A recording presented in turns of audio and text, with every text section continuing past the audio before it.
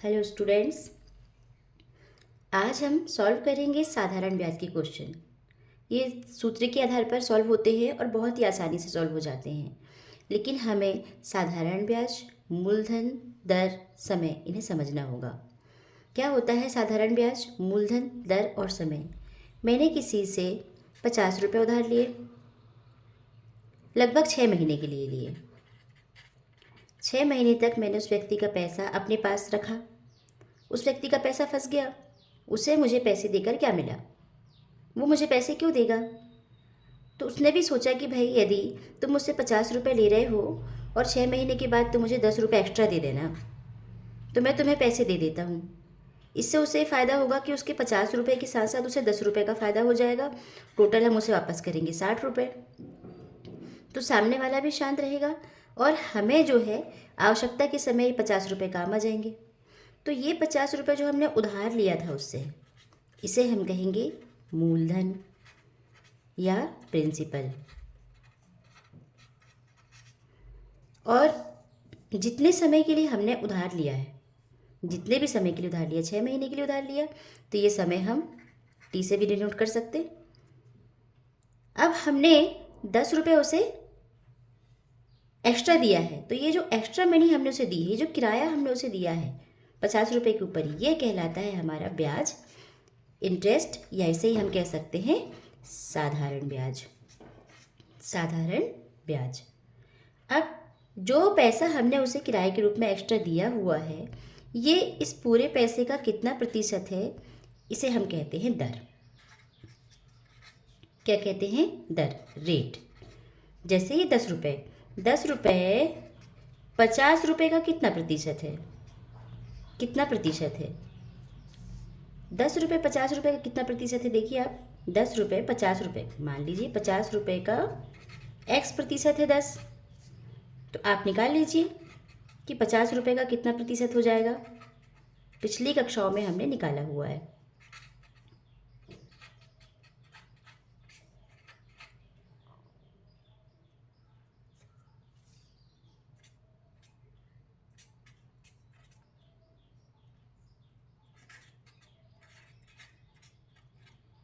दस रुपये 50 रुपये का 20% है, ये मैंने निकाल कर दिखाया आपको। इसका मतलब ये हुआ कि हमने यदि 50 रुपये किसी से उधार लिया और 20% की दर से हमने उसे उधार लिया, तो हम उसे 60 रुपये वापस करेंगे 6 महीने के बाद। इन सारे मान में हमें कोई ना कोई एक मान अज्ञात दिया होगा, बाकी के मान दिए हुए होंगे। जब भी हम प्रश्न पढ़ें तो हमें ये देखना होगा कि कौन कौन सी वैल्यू हमें दी हुई है और कौन सा हमें मान ज्ञात करना है।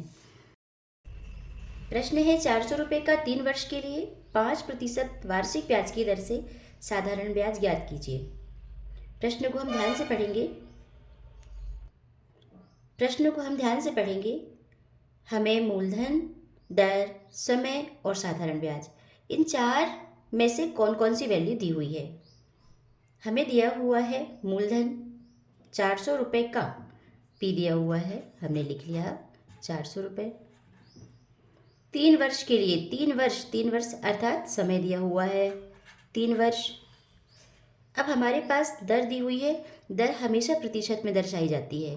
ये जो प्रतिशत का चिन्ह लगा हुआ है, ये दर के लिए लगा हुआ है। ये हो गई 5। तब हमें क्या ज्ञात करना है? ये सब हमें दिया हुआ है, ये सब हमें दिया है। प्रश्न को पढ़कर पहले दिया है निकाल लीजिए, उसके बाद निकालिए कि क्या आपको ज्ञात करना है। हमें ज्ञात करना है साधारण ब्याज। अब हमें जो ज्ञात करना है उसका सूत्र इस्तेमाल करना होगा। सूत्र हमारा है साधारण ब्याज, इसे हम कहते हैं सिंपल इंटरेस्ट। ऐसा equal to P into R into T, मूलधन गुणित दर गुणित समय इसके बटे 100। जो मान हमें दिए हुए हैं उन्हें उठाकर रख दीजिए। जो मान अज्ञात है खुद ब खुद सॉल्व होकर निकल आएगा। हमें ऐसा ही ज्ञात करना है। पी का मान कितना है? 400। आर दिया हुआ है हमें 5 और टी दिया हुआ है 3। बहुत ही आसान होते हैं प्रश्न और स्कोरिंग भी होते हैं, इसलिए इन प्रश्नों को कभी भी छोड़ना नहीं चाहिए और अभ्यास के द्वारा जल्दी करने की कोशिश भी करनी चाहिए। कितना हो गया? 4 पंचे 20 और 20 दिया 60। निकल आया हमारा साधारण ब्याज। साधारण ब्याज कितना आ गया? 60 रुपये।